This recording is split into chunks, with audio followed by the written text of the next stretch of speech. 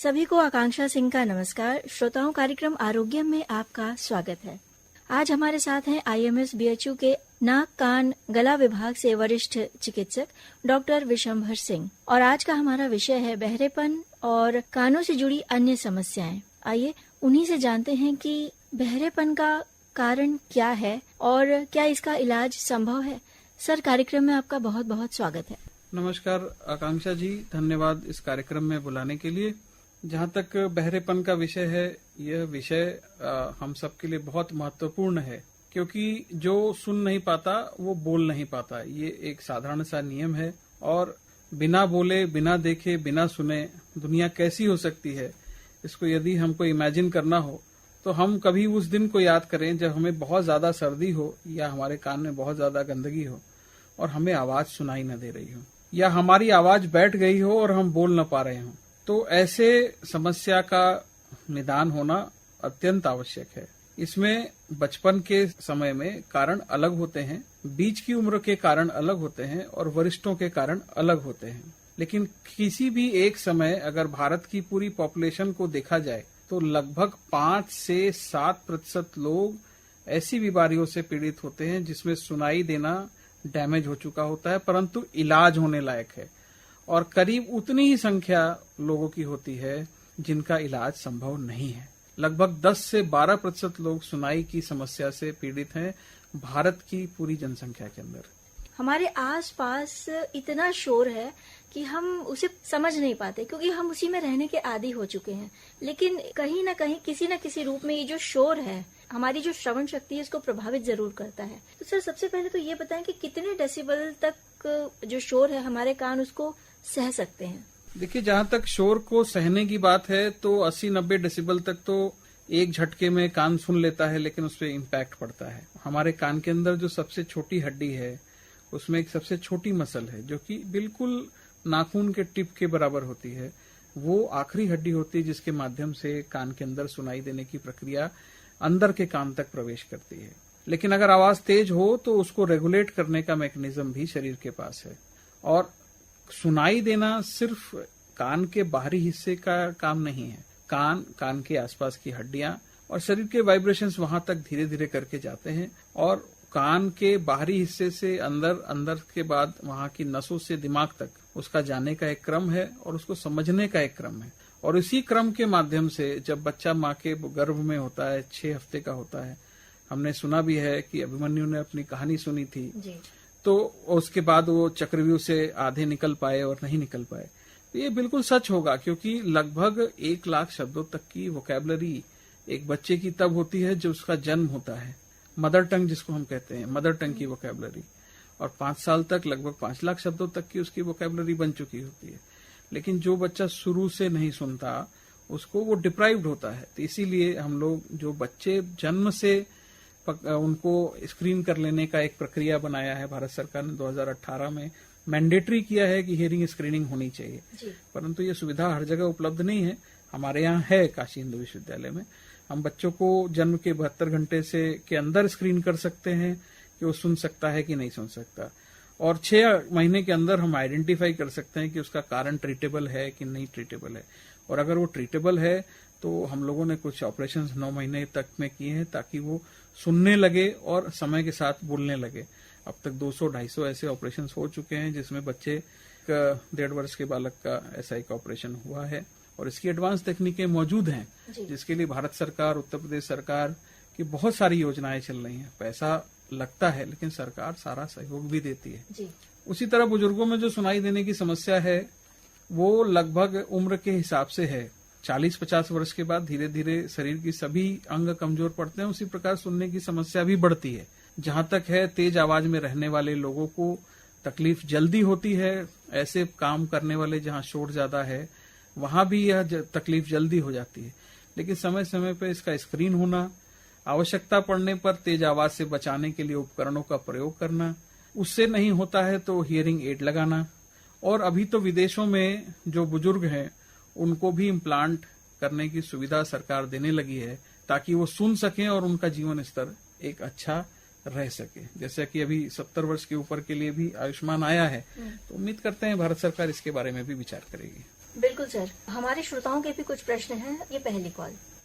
Hello. हाँ doctor साहब। जी, doctor आपको सुन रहे हैं। पहले आप ये बताएं कि आप कौन बोल रहे हैं? जी सर, हम गाजीपुर ग्राम दनियाल चक मुड़ेरा से बोल रहे हैं सर। कान में समस्या है सर, उसी का हम निदान चाह रहे हैं सर। क्या नाम है भैया आपका? हाँ डॉक्टर साहब प्रणाम। नमस्ते, क्या नाम हुआ आपका?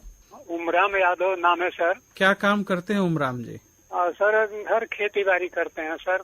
अच्छा। तो समस्या है सर, वो कान का प्रॉब्लम है, और कान जो है हनहनाहट ज्यादा होता है सर, और दर्द चीज भी आता है सर उसमें। ठीक है उमराम जी, एक बात बताएं कि क्या आपको ठीक प्रकार से सुनाई देता है? जी, उसमें मतलब दिक्कत समस्या होता है सर, खोट जैसा है सर, वो होता है कि इसके अंदर कुछ है, और इसके बाद जो है पेन भी होता है सर।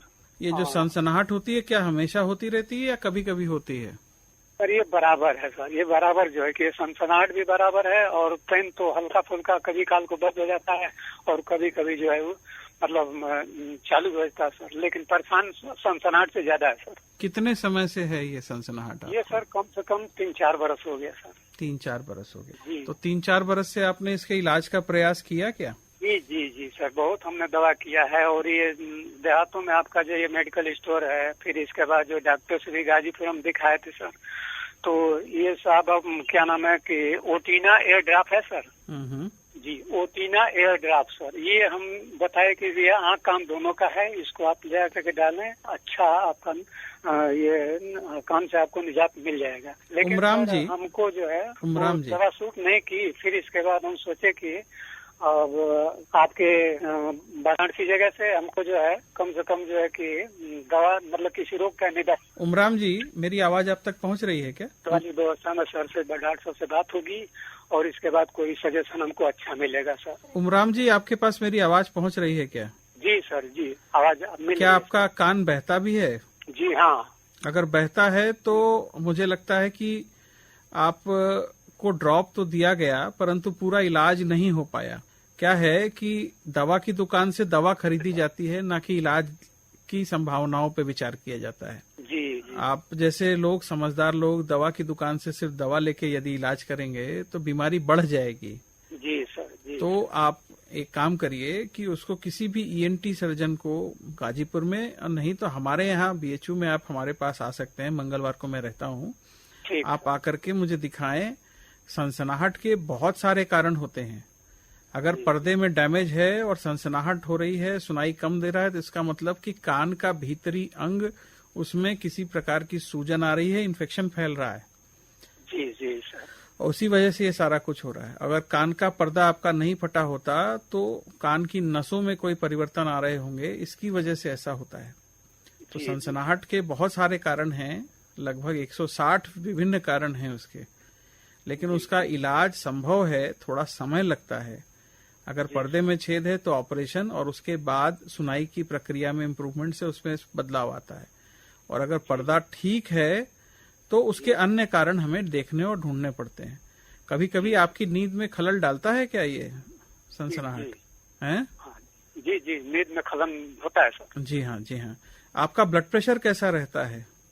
हाँ, बीपी तो सर ठीक है रहता है, वैसे थोड़ा चिड़चिड़ापन की तरह से मिजाज बन जाता है सर। तो सुबह बिना चाय पिए उठने के बाद 3 दिन तक बीपी नापना है, और शाम को जब आप सबसे ज्यादा चिड़चिड़ा महसूस कर रहे हो और कान में सनसनाहट महसूस कर रहे हैं, तो उस समय का भी बीपी नापना है। तो ये सारा कुछ 3 दिन नापने के बाद मुझे किसी मंगलवार को आके आप मिल जाए, मैं आपको देख करके सही इलाज की तरफ ले जा सकूंगा। ठीक है। धन्यवाद उमराम जी। ठीक है, प्रणाम सर। हेलो, कार्यक्रम है आरोग्यम, कौन बोल रहे हैं? मोहन यादव बोल रहा हूँ। बताइए मोहन जी, क्या प्रश्न है आपका? आज हमारे साथ हैं वरिष्ठ चिकित्सक डॉक्टर विशंभर सिंह। डॉक्टर साहब नमस्कार। नमस्कार मोहन जी। सर अचानक से मेरे कान में सुनाई दे रहा था, वो अचानक से बंद हो गया था। कितने दिनों से बंद है मोहन जी आपको एक कान से सुनाई देना? 4 साल हो गया सर। अचानक से दिखता, दर्द भी नहीं देता है, कुछ बताता नहीं है, मतलब अचानक से इसी तरह बंद हो गया। तो 4 साल पहले आपने इसके इलाज का प्रयास नहीं किया? नहीं सर, कहीं नहीं सर प्रयास किया। हमारे मार्केट में कहीं डॉक्टर है वैसा नहीं है सैदपुर क्षेत्र में। अच्छा, तो इसकी कुछ जांच होती है। इसके लिए आपको एक बार नाक कान गला विभाग में मेरे पास मंगलवार के दिन आना पड़ेगा। उस जांच तो काम सर बीएचयू के नाक कान गला विभाग में। वहाँ आप आएंगे तो जांच करके हम देखेंगे कि कितना नुकसान हुआ है और उसको कैसे ठीक किया जा सकता है। जी जी ठीक है डॉक्टर, नमस्कार। नमस्ते। हेलो। हेलो, नमस्ते, कार्यक्रम है आरोग्यम, कौन बोल रहे हैं? नमस्कार आकांक्षा जी, मैं परवेज अहमद सुकुलपुरा वारसिल बोल रहा हूँ। मैं जी परवेज जी, बताइए क्या प्रश्न है आपका। आज हमारे साथ हैं ENT specialist doctor Vishambhar Singh. Ji जी डॉक्टर साहब को मेरा प्रणाम। नमस्ते परवेज जी। डॉक्टर साहब, मेरा ये प्रॉब्लम है, मेरा 20 साल पहले मैं कान को थोड़ा सा झुलैया करवा लिया था। हम्म। तो झुलैया करवाया गांव में डॉक्टर के यहाँ, तो सिरिंज होती है ना, उससे पानी मार मार के साफ किए। तो कान में से तो ज्यादा कचरा उस टाइम नहीं निकल पाया, लेकिन वो 20 दिन के बाद मेरा कान में इतना कचरा फूल गया कि फिर मैं दूसरे डॉक्टर के यहाँ निकलवाया। मैं लगभग समझ लीजिए कि अब कैसे बताऊँ, ये गोली शीशे की होती है, उससे डबल 2 गोली इतना मेरे कान से कचरा निकला दाहिने से। हाँ, तो फिर तो वो सही हो गया सब कुछ। लेकिन अब जैसे कि मेरे इस कान से सर जैसे हार्न होता है गाड़ी का, या फिर कोई तेज आवाज से इस कान से हमको जैसे तो वो कान ध्वनि जो है कि सर मैं बर्दाश्त नहीं कर पाता हूँ। क्या काम करते हैं परवेज जी आप? जी, हम बार्बर शॉप पे काम करते हैं सर। परवेज जी, जी सर। देखिए, कान में गंदगी होना एक स्वाभाविक प्रक्रिया है। जैसे शरीर में हर जगह गंदगी बनती है, हम हर दिन स्नान करते हैं, उसी प्रकार से कान में भी गंदगी बनती है और उसको समय समय पे कान अपने स्वाभाविक प्रक्रिया से निकाल देता है और लगभग 40% लोगों में उसको निकलवाना या साफ कराना पड़ता है। अच्छा जी सर। तो उसका अभी की सुनाई न देने की समस्या से कोई लेना देना नहीं है जी सर। परंतु चूंकि आप ऐसे काम में हैं कि जहां लगातार कैंची की आवाज आती है, हो सकता है कि उसकी वजह से आपके कान के सुनने की नसों में कोई प्रभाव आया हो, इसकी वजह से आपको हॉर्न के अंदर इरिटेशन होता होगा। तो ये होना भी एक स्वाभाविक प्रक्रिया है, चूंकि आपका काम ऐसा है। आपको कुछ जांच करानी पड़ेगी परवेज जी, मेरी बात को ध्यान से सुने। अच्छा ठीक है सर, बताइए। आपको कुछ जांच करानी पड़ेगी। उस जांच के लिए नाक कान गला विभाग में आप मंगलवार को आएं। जी सर। BHU में। और एक ही कान से सर, दाहिने वाले कान से प्रॉब्लम है सर। आप आइए, उसको हम लोग देखते हैं कि उसमें सुनाई की समस्या बढ़ गई है क्या आपके कार्य के पद्धति की वजह से, या उसका कोई और भी कारण है। हो सकता है अंदर कोई और बीमारी हो, उसको भी हम लोग देख करके जांच करके ही बता पाएंगे। जी सर, ठीक है, थैंक यू सर। जी नमस्ते। सर, एक चीज जानना चाहेंगे कि क्या अन्य किसी तरह की बीमारी, BP है, डिप्रेशन है, हार्ट डिजीज है, ये भी श्रवण शक्ति पे असर डालती है, बहरेपन की ओर ले जा सकती है? बिल्कुल आकांक्षा जी, सबसे कॉमन तो वायरल इलनेसेस के बाद अचानक से सुनाई में कमजोरी होना एक बहुत कॉमन समस्या है और ऐसा होने पे आप तुरंत सलाह लें और उसको हम लोग कंट्रोल करके लगभग 6 महीने में लगभग उस स्तर तक ला सकते हैं जो कि 90% आपके पुरानी स्थिति के आसपास रहे। लेकिन आपको इंटरवेंशन तुरंत करना पड़ता है। ब्लड प्रेशर है, डायबिटीज है, थायराइड है, इनकी परिस्थिति में जैसी धमनियां हर जगह सिकुड़ती हैं, तो कान के अंदर भी जो नसें हैं, उनके जो सप्लाई करने वाली धमनियां, उनके में भी सिकुड़न आती है। थोड़ा जल्दी इनके में डेफनेस शुरू होती है। जहां तक है अन्य रोगों के साथ, तो अन्य रोगों में चोट लगने के बाद भी ऐसा होता है। कुछ अन्य सिंड्रोम्स हैं जिसमें ऐसी परिस्थिति बनती है।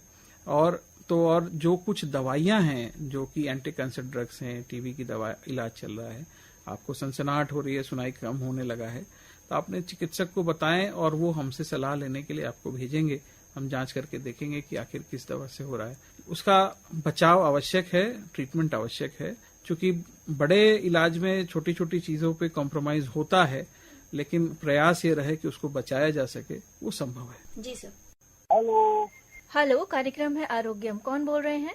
मैं चंदौली से बोल रहा हूँ, ईश्वर चंद मौर्य बोल रहा हूँ। ईश्वर चंद जी, बताएं क्या प्रश्न है आपका? कान में जो है, कान में कलकलाहट जैसा रहता है, 2 बार 3 बार दिन भर में गड वगैरह लगाना पड़ता है। तो ईश्वर चंद जी, क्या करते हैं आप? डॉक्टर नमस्कार। नमस्ते। सर, मेरा मेडिकल का काम है, मेडिकल स्टोर है। तो आपको पहली सलाह तो ये है कि बड का इस्तेमाल कान के अंदर बार बार न करें और आवश्यकता न हो तो बिल्कुल छुए भी नहीं उसको। जी जी। आप क्या डाई का प्रयोग करते हैं? नहीं सर, ऐसा दवाई कुछ नहीं लगाते। आपको क्या सर्दी जुकाम की समस्या रहती है? नहीं सर, ऐसा कुछ। तो अन्य तो कोई कारण ऐसा जो बिना देखे बताया जा सके मुझे नहीं लग रहा। यद्यपि कि आप आकर के अगर दिखाना चाहें तो हमारे यहाँ मंगलवार को BHU के ENT विभाग में आ सकते हैं। उसको देखने के बाद हम लोग थोड़ा और जान पाएंगे। नहीं तो आपके यहाँ चंदौली में भी नया मेडिकल कॉलेज खुला है, उनके यहाँ भी एक बार दिखा लेंगे तो ज्यादा ही अच्छा है। सर ENT को दिखा दें? हाँ बिल्कुल, एक बार देखने से ही ज्यादा स्पष्टता आती है, क्योंकि कान के अंदर छोटा सा छेद है, उसके अंदर देखना है तो बिना देखे किसी मशीन के सहारे अंदर दिखता नहीं है। और ऐसे में बड का इस्तेमाल कई बार जो है अनजान व्यक्ति के द्वारा अनजान तरीके से कान के पर्दे को डैमेज भी कर सकता है। तो इसमें सावधानी रखने की आवश्यकता है। हो सकता है कोई एलर्जी की समस्या हो, उसको देख करके दूर किया जा सकता हो। धन्यवाद। हेलो, कार्यक्रम है आरोग्यम, कौन बोल रहे हैं, कहाँ से? जी, मेरा नाम राहुल है और मैं एक जानकारी लेना चाह रहा था। जी बताएं राहुल जी, डॉक्टर आपको सुन रहे हैं। जो हेडफोन्स होते हैं आजकल फोन पे लगे हुए हैं ब्लूटूथ वाले, उसका मैं बहुत प्रयोग करता हूँ और अक्सर मेरे दोस्त हैं या घर के लोग हैं वो बोलते हैं कि ये हानिकारक हो सकता है। कई बार मुझे लगता है कि थोड़ी जो है अचानक से तेज आवाज हो गई है थोड़ा जो है, तो ये कितना नुकसानदायक हो सकता है? राहुल जी क्या करते हैं आप? मैं तो ऐसे पढ़ाई करता हूँ और जब ड्राइव वगैरह करता हूँ, बाइक चलाता हूँ, तो उस समय अक्सर कुछ न कुछ कार्यक्रम सुनता रहता हूँ मैं। राहुल जी पॉडकास्ट सुने और आकाशवाणी के कार्यक्रम भी सुने, रेडियो भी सुने, लेकिन एक तो घर पे सुने और अगर कार है आपके पास या कोई गाड़ी है जिसमें ब्लूटूथ फ्री हैंड है तो आप सुन सकते हैं। लेकिन अगर कान पे हेडफोन लगा के आप ड्राइव कर रहे हैं, बाइक चला रहे हैं, सड़क पे चल रहे हैं, तो इसके लिए मैं आग्रह करूंगा कि ऐसा ना करें, क्योंकि पीछे से आने वाली सभी आवाजें बंद हो जाती हैं और कई प्रकार के एक्सीडेंट भी होते हैं, हम लोगों ने देखे हैं। दूसरी बात, जहां तक हेडफोन लगाने की बात है तो उसमें दो तीन तरह के हेडफोन्स आते हैं। एक तो जो कान के ऊपर आप आराम से रख सकते हैं, जो हेड के ऊपर से वियर करते हैं, हेडफोन जिसको कहते हैं प्रॉपरली, और दूसरा ईयर पीसेज आते हैं, आई पीसेज आते हैं छोटे छोटे, जो कि आप कान के अंदर घुसा के लगाते हैं।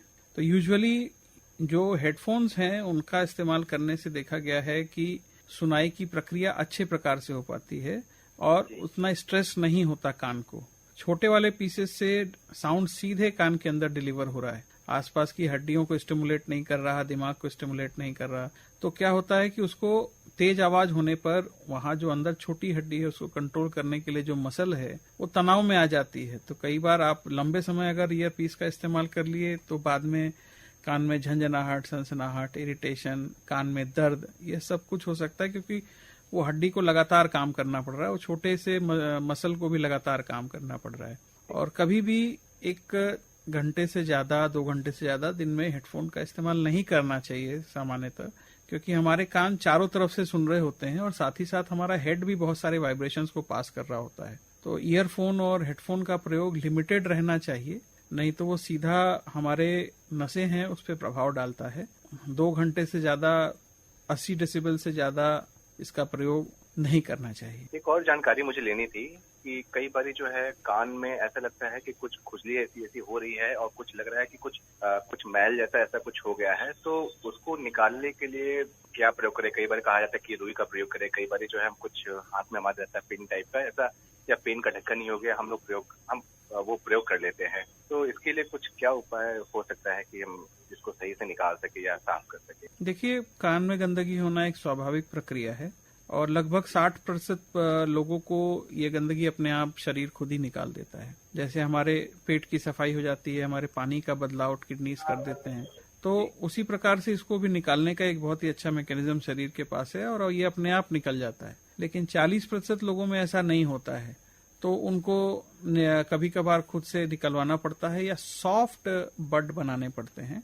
जो बाजार में बड उपलब्ध है वो हार्ड बड्स हैं, उनका प्रयोग न करते हुए एक सॉफ्ट बड जिसमें आधा हिस्सा बिल्कुल बाहर की तरफ रूही के फाये की तरह रहे, उससे हल्का हाथ घुमा करके आप निकाल सकते हैं। लेकिन ये भी हमेशा करने की आवश्यकता नहीं है, ना ही लगातार पानी डाल करके कान साफ करने की जरूरत है। बरसात के मौसम में तेल में कई बार फंगस की मात्रा बढ़ जाती है, तो उसका भी प्रयोग नहीं करना चाहिए। घर का निकाला अगर आपका तेल है और आप जानते हैं बिल्कुल शुद्ध है, उसमें बिल्कुल फंगस के कण नहीं है, उसका प्रयोग अन्य सीजन में कर सकते हैं, लेकिन बरसात में उसका भी प्रयोग नहीं करना चाहिए। शुक्रिया, थैंक यू। जी धन्यवाद राहुल जी। हेलो जी, कार्यक्रम है आरोग्य, कौन बोल रही हैं? जी मैं प्रतिमा बोल रही हूँ महमूदगंज से। जी, हमारा ये प्रश्न है कि ठंडियों में बच्चे को कान में दर्द बहुत ज्यादा होती है। जी जी जी। वो उसके लिए वो बहुत ज्यादा ही वो बर्दाश्त से बाहर, मतलब रात में हो कभी भी हो, सर्दी ज्यादा होती है तो वो कान के दर्द से बहुत ज्यादा परेशान हो जाते हैं। तो उसके लिए क्या उपाय है? प्रतिमा जी, बच्चे की उम्र क्या होगी? जी, मेरे बच्चे की उम्र 5 साल है। तो ऐसा जब होता है तो क्या उसको सर्दी जुकाम की स्थिति रहती है? सर, कभी सर्दी रहती भी है और कभी नहीं भी रहती है। तो वो ठंडी में वो ज्यादा रात में वो 10 बजे 11 बजे उठ के रोना स्टार्ट कर देता है। देन वो का कहना था मेरे कान में बहुत ज्यादा दर्द हो रहा है और वो बिल्कुल रोना चिल्लाने लगता है। क्या होता है कि नाक, कान और गले का कनेक्शन नाक के पीछे की जो कैविटी है वहाँ एक साथ हो रहा होता है। जी। तो कान में या नाक में या गले में कोई इन्फेक्शन हो तो कभी कभी उस कॉमन कैविटी में इन्फेक्शन रहता है। तो सांस से जब हम ठंडी सांस अंदर लेते हैं ठंडे के मौसम में, या अगर सर्दी जुकाम है उस समय भी, तो हमारे जो कान की नली नाक के पीछे गले में खुलती है, जिसको हम यूस्टेशियन ट्यूब कहते हैं, तो अगर वो ब्लॉक हो जाता है तो सांस का जो इक्विवेलेंस कान और गले के बीच में नाक के थ्रू होना चाहिए वो नहीं हो पाता है, और वो खुला का खुला रह जाता है या बंद का बंद रह जाता है। दोनों ही परिस्थिति में कान में दर्द की समस्या आती है। ऐसे में उसको नाक को थोड़ा सा ढक दें ताकि ठंडी सांस ना जाए। दूसरा, गर्म पानी का भाप लेने को कह सकती हैं।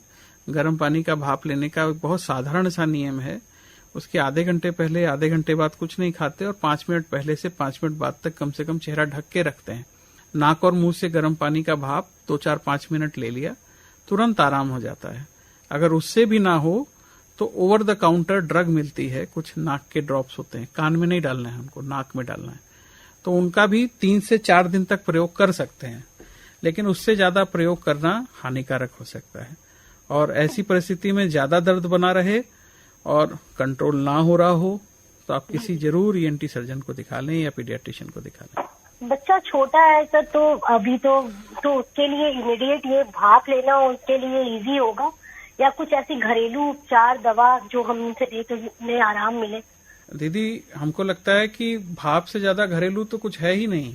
नहीं सर, वो जानना चाहिए कि जैसे छोटा बच्चा है तो छोटा बच्चा, उसके लिए वो भाप लेना थोड़ा मुश्किल हो जाता है। बच्चे अक्सर ये नहीं लेना चाहते सर, तो ऐसे क्या करें? मतलब इरिटेट होते हैं उससे। देखिए, उसके लिए घरेलू कोई उपाय दवा के फॉर्म में, तो उससे अच्छा है कि थोड़ा सा गर्म पानी सिप करने के लिए बोलें, वो भी आपको मदद करेगा। गर्म पानी सिप करें, सिप बाय सिप लें तो वो भी मदद करेगा। नाक को कवर कर दें, ठंडी सांस ना जाए, माने ठंडी हवा ना जाए उसमें। और यदि सर्दी जुकाम है तो उसका प्रॉपर इलाज करा लें। धन्यवाद जी प्रतिमा जी, थैंक यू। गर्भावस्था में क्या कोई ऐसा कारण हो सकता है जो भ्रूण की श्रवण शक्ति पे असर डाले? बिल्कुल। ऐसे तो कुछ इन्फेक्शन है जिनको हम टॉर्च इन्फेक्शन कहते हैं। दूसरा, जेनेटिक कॉजेज होते हैं जो कि माँ पिताजी के जेनेटिक्स के अनुसार डिसाइड होते हैं। कभी कभी फॉर्मेशन के दौरान माने अचानक भी ऐसी परिस्थितियां बन जाती हैं जिसकी वजह से बच्चे को जन्म से सुनाई न दे। बच्चा अगर पैदा होने में डिले हुआ, माँ के गर्भ से निकलने में डिले हुआ, ऐसी परिस्थितियों में भी सुनाई देने की क्षमता में कमजोरी आती है।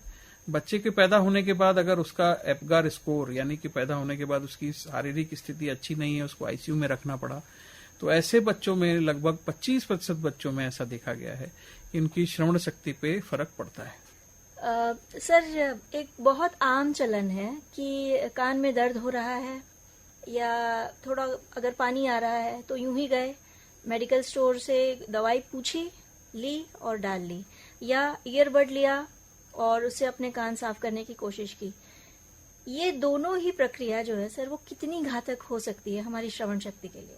आकांक्षा जी, मैं इस पे स्पष्ट एक बात कहना चाहूंगा जी कि 2 तरह की दवाइयां हैं। एक तो ओवर द काउंटर ड्रग्स हैं जिनको सरकार ने अलाउ किया है कि वो कोई भी जो फार्मासिस्ट हैं जिनकी दवा की दुकान है वो दे सकते हैं, और उनको यह भी कहना उसके साथ आवश्यक होता है कि आप उचित सलाह जरूर चिकित्सक से ले लें, क्योंकि इमरजेंसी की परिस्थिति में हो सकता है चिकित्सक उपलब्ध नहीं हो, तो कुछ दवाइयां ओवर द काउंटर अलाउ की गई हैं। लेकिन ज्यादातर समय ओवर द काउंटर ड्रग्स का मिसयूज भी होता है, ओवर यूज भी होता है, और लगातार उसी के बेसिस पर लोग अपनी चिकित्सा चला रहे होते हैं। तो सिम्टम में आराम हो जाना बीमारी का इलाज होना नहीं होता। बिल्कुल। हो सकता है कि कहीं न कहीं भीतर में अन्य बीमारी हो, हो सकता है कि उनको अन्य प्रिकॉशंस लेने की आवश्यकता हो, किन्हीं अन्य जांच और प्रक्रिया के द्वारा उसका पूरा इलाज हो सकता हो, उसमें हमें डिले नहीं करना चाहिए। और इस प्रकार से जो हार्ड बड बाजार में उपलब्ध है उनका प्रयोग नहीं करना चाहिए। और कान के अंदर पिन का प्रयोग या पेन के डंठल का प्रयोग बिल्कुल नहीं करना चाहिए।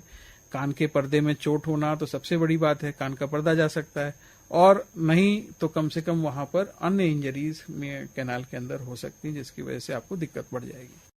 सर, कभी कभी यूं भी होता है कि कान में जैसे खनखनाहट की आवाज होती है, या सरल शब्दों में कहें तो सीटी बजना, ये क्यों होता है? क्या किसी बीमारी का संकेत हो सकता है ये? जैसा कि आपने कहा रिंगिंग इन द ईयर, जिसको हम टिनिटस कहते हैं, ये एक कान में हो सकता है, दोनों कान में हो सकता है। इसके लिए लगभग शरीर के अंदर और कान के अंदर दो तरह से डिवाइड करते हैं हम इसको। तो ओटोलॉजिक कॉजेज और नॉन ओटोलॉजिक कॉजेज दोनों ही होते हैं जी। लेकिन इसके लिए एक बार बैठ करके मरीज से बातचीत करने से उसके कारण को आइडेंटिफाई करना कि कान के अंदर है या बाहर से है, नींद को इम्पैक्ट कर रहा है या नहीं कर रहा है, सुनाई को इम्पैक्ट कर रहा है या नहीं कर रहा है, या सुनाई के साथ साथ उसको अन्य बीमारी भी है कि नहीं है। तो कान की लगभग ऐसी 50 बीमारियां और शरीर के बाहर की भी लगभग ऐसी 50 बीमारियां, उनकी वजह से कान में सनसनाहट हो सकती है। कभी कभी सनसनाहट होना एक स्वाभाविक प्रक्रिया है, सबके साथ हो सकता है, लेकिन उसका लगातार बने रहना, उसका जीवन पे प्रभाव पड़ना, उसके काम पे इम्पैक्ट आना, उसकी नींद खराब होना, भूख नहीं लगना, डिप्रेशन का शिकार होना, यह सब इंडिकेट करता है कि अंदर कोई ना कोई बड़ी बीमारी छुपी हुई है जिसका इलाज होना चाहिए। सर, जब मौसम बारिश है और उसके साथ साथ उमस है, वातावरण में आर्द्रता बढ़ी हुई है, नमी खूब है, तो ऐसे में अक्सर देखा गया है कि कान में जो फंगल इन्फेक्शन है उसके केसेस बढ़ जाते हैं। तो इसका मुख्य कारण क्या है, और क्या इसका इलाज सिर्फ ईयर ड्रॉप है या ये सीवियर भी हो सकता है? जैसा कि आपने बताया कि आर्द्रता बढ़ी हुई है और फंगस इन्फेक्शन बढ़ता है, ये बिल्कुल ठीक बात है। फंगस अपॉर्चुनिस्टिक जंतु है, इसको कहा जाए, और उसको अपॉर्चुनिटी मिलती है जहां ग्रो करने की, भोजन मिलता है जहां, वो वहां ग्रो कर सकता है। इसमें हमें सावधानी रखनी है कि हमें उसे ग्रो करने देना है या नहीं ग्रो करने देना है। यदि वो ग्रो कर गया, हमने तेल डाल दिया, या हमारे कान में पुराना इन्फेक्शन है, या हमने कोई ऐसी चीज डाल दी जिसपे फंगस ग्रो कर सकता है, बच्चे कई बार खाने के पदार्थ डाल लेते हैं, उस पे फंगस ग्रो कर सकता है। अगर इसको हमने लंबे समय छोड़ दिया तो ये धीरे धीरे पर्दे को इरोड कर देता है, पर्दे को गला देता है। तो ऐसे में अगर फंगस है तो उसको साफ करके निकालना, और उसके बाद अन्य इलाज में ड्रॉप्स और दवाइयां दी जाती हैं, जिससे वो धीरे धीरे करके कम से कम 1 महीना समय लगता है फंगस के स्पोर्स को वहां से बाहर निकलने में। इसलिए उसमें सावधानी रखना, दवा प्रॉपर करना और 1-2 बार कंसल्टेशन लेना आवश्यक होता है। सर, फंगल इन्फेक्शन की ही बात को थोड़ा आगे बढ़ाएंगे तो बच्चों में ये ज्यादा देखा गया है, लेकिन माता पिता जो है इसे समझ नहीं पाते। बच्चे अक्सर शिकायत करते हैं कि कान में खुजली हो रही है, या ऐसा लग रहा है कि कान में कुछ चल रहा है, बार बार बच्चे का हाथ कान पे जाना। मुख्य कारण क्या है, और इसका जो इलाज है वो किस तरह किया जाए, किस तरह पहचाना जाए कि बच्चे के कान में फंगल इन्फेक्शन की समस्या हो चुकी है? देखिए, बच्चे जो होते हैं उनका जो यूस्टेशियन ट्यूब है, जो कान के अंदर की नली नाक के पीछे गले में खुलती है, वो ज्यादा सीधा होता है। हम लोग के में थोड़ा सा वो एंगल्ड होता है। तो हम अगर गलती कर रहे हैं, बच्चे को लिटा करके दूध पिला रहे हैं बॉटल से, बच्चे को एक एंगल पे लिटा करके दूध पिलाना चाहिए, ताकि कान माने मुंह के द्वारा जो दूध अंदर जा रहा है वो सीधे कान में प्रवेश ना कर जाए। उससे बड़ी उम्र में क्या है कि इन्फेक्शन, जैसे ही बच्चे स्कूल जाने लगते हैं तो नए नए बच्चों के संपर्क में आते हैं और इन्फेक्शन की संभावनाएं उसकी बढ़ती हैं, क्योंकि क्रॉस टॉलरेंस डेवलप हो रहा होता है, क्रॉस इन्फेक्शन बच्चों के आपस में होते हैं। उस दौर में भी कई बार जो है नाक के पीछे जो ग्रंथि है वो बड़ी हो जाती है और कान के अंदर इन्फेक्शन हो जाता है। तो ऐसे में सही चिकित्सक को दिखा करके एक बार इलाज करना चाहिए, और स्कूल न भेजना तो समाधान बिल्कुल नहीं हो सकता, और ये क्रॉस इन्फेक्शन होना भी आवश्यक है, इम्यूनिटी को बढ़ने देना भी आवश्यक है। तो उसके भोजन में ध्यान देने की आवश्यकता है कि इम्यूनिटी बनी रहे, प्रोटीन्स की मात्रा ठीक रहे, तो बच्चे ऐसे इन्फेक्शंस को धीरे धीरे करके पार कर ले जाते हैं। तीसरा, जो आपने कहा फंगस बच्चों को इस एज में होने का, तो कई बार हमसे गलती होती है, हम बाजार से उपलब्ध तेल डाल करके उसको साफ करने की कोशिश करते हैं, और बारिश में बच्चा भीगता भी है, बच्चों को आनंद भी आता है, तो उसके बाद भी कई बार फंगल इन्फेक्शन हो जाता है। तो उसमें दर्द भी होगा, कान से मवाद आएगा, और अगर ऐसा होता है तो आपको एक उचित चिकित्सक की सलाह ले लेनी चाहिए। जब बच्चों को हम नहलाते हैं ऐसे जब घर में, तो बाहर से तो हम उसको पोंछते हैं, परंतु जो कान के अंदर का हिस्सा जो गीला है, थोड़ा सा कान को टेढ़ा करके पानी को निकाल दें। उसमें बहुत रब करने की कोशिश ना करें अंदर, क्योंकि वो त्वचा बहुत नरम होती है और उसमें फिर इन्फेक्शन होकर के वो खुद भी एक कारण बन जाता है कई बार फंगल और बैक्टीरियल इन्फेक्शन का। सर, तो चलते चलते अपने कानों को और कानों की श्रवण शक्ति को बचाए रखने के लिए आप सभी श्रोताओं से क्या कहेंगे? देखिए, एक सुनने की अच्छी कैपेसिटी होना हम सबके लिए आवश्यक है और वो जीवन भर बनी रहे, इसके लिए बहुत तेज आवाज में हमें बचना चाहिए, या हमें बहुत ज्यादा हेडफोन का प्रयोग करना है तो बीच बीच में ब्रेक लेने चाहिए। हेडफोन के भी काम करने के तरीके हैं, एक सर्टेन लिमिट से ऊपर वो नॉइज का एक्सपोजर नहीं होना चाहिए। हरी पत्तेदार सब्जियां, पीले फल का प्रयोग करना चाहिए। थोड़ा सा योग व्यायाम का भी इस पे फर्क पड़ता है, विशेष तौर से जो भ्रामरी है, जो सांस की जो प्रक्रिया जिसमें हम प्राणायाम करते हैं, इन सब को भी ठीक से करने की आवश्यकता है। तनाव से बचने की आवश्यकता है और बड़े बीमारियां जो लंबे समय में हमारे शरीर के हर अंग को कमजोर करती हैं, जिसमें टीबी है, डायबिटीज है, ब्लड शुगर है, ब्लड प्रेशर है, तो इनकी कंडीशंस में भी हमको ये ध्यान देना चाहिए कि हमारा कान सुदृढ़ रूप से स्वस्थ है और ठीक सुन पा रहा है। बिल्कुल। तो श्रोताओं, कुछ चीजों का ध्यान रखकर हम अपनी श्रवण शक्ति को बनाए रख सकते हैं, बचाए रख सकते हैं, जो हमारे लिए बेहद जरूरी है। सर, आप कार्यक्रम में आए, हमारे श्रोताओं के प्रश्नों के उत्तर दिए। सर, आपका बहुत बहुत धन्यवाद। धन्यवाद आकांक्षा जी। चलते चलते एक बात और, दुनिया बिना सुने और बिना बोले आपको ना समझ सकती है, ना आप किसी को समझा सकते हैं। धन्यवाद जी, बहुत अच्छी बात कही सर आपने। श्रोताओं, इसी के साथ आज कार्यक्रम आरोग्यम को यहीं समेटते हैं। अगले सप्ताह एक नए विषय के साथ, नए विशेषज्ञ के साथ आपसे फिर होगी मुलाकात। आज्ञा दीजिए आकांक्षा सिंह को। नमस्कार।